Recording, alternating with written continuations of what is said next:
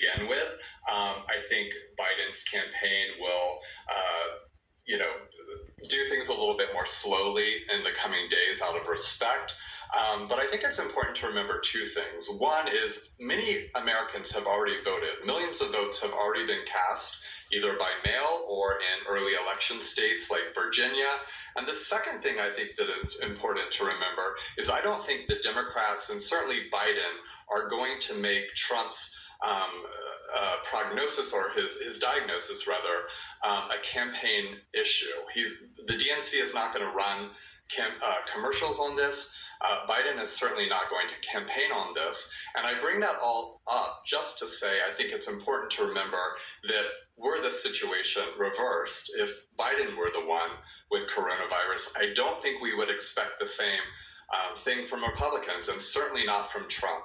He has already put that out there for several months now, that Trump is an old, sick, doddering man. And so we can imagine how he would have handled the scenario had Biden been the one that came down with coronavirus. Neil J. Young, thanks so much.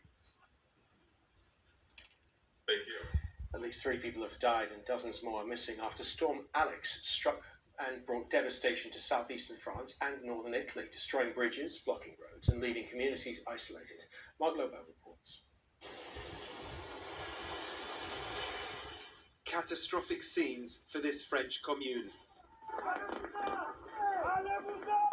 An intense rescue effort to get out in time. Roads, bridges, and homes washed away. An elderly couple took refuge on the roof of this house, but their home was swept down the river. Donc on a essayé de les convaincre de sortir. We tried to convince them to come out, and unfortunately we didn't succeed. The road manager managed to reach his hand out to the lady and tried to tell her to come out, but nothing. And in the end, the whirlwind crashed right through the house, and the house floated away, and them with it. France's Prime Minister has announced financial support and deployed the army to help these crushed communities. La priorité est à la recherche des victimes. The priority is to find the victims, he says, and provide accommodation for those affected, as well as restore the means of communication for those hardest hit. In northern Italy, roads and bridges were swept away too. Residents rescued from their roofs. But not everyone was so lucky. A firefighter lost his life, and a man in his 30s whose car was swept into a river. Beach clubs were flooded, towns destroyed. And on Italy's coast, it was not business as usual. This woman says she has to laugh, not to cry.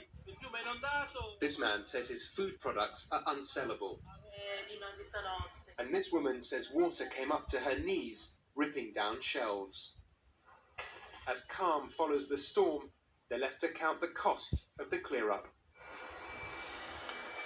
Mark Lobel, BBC News. Well, one place that has avoided flooding is Venice. That's thanks to its new long-delayed barrier system that was now used for the first time. A network of 78 barriers now guards the entrance to the Venetian lagoon. It stopped high tide inundating the city with water. As you might know, Venice has suffered with perennial flooding. The multi-billion-dollar defense system had been supposed to be up and running in 1999. Now, the authorities in Egypt have unveiled dozens of ancient coffins recently discovered at a burial ground near Cairo. It's thought they contain the remains of priests and other senior figures who lived around 2,500 years ago.